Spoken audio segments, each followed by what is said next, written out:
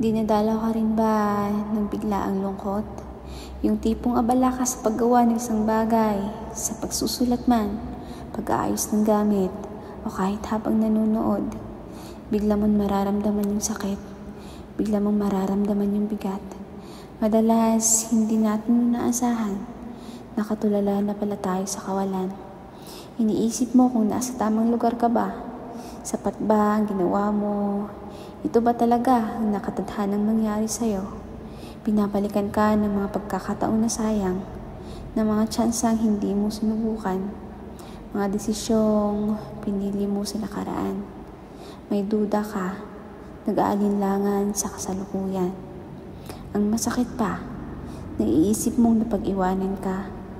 Mabilis nilang narating ang gusto nilang puntahan pero ikaw, pakiramdam mo nakahinto ka lang sa dating pwesto. Hindi umusad, walang pagbabago.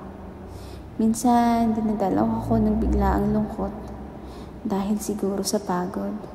Sa paulit-ulit na araw, paulit-ulit na senaryo ng buhay. Pero naisip ko, lahat naman ng tao may kanya-kanyang dinadala. Lahat may ginagaping problema.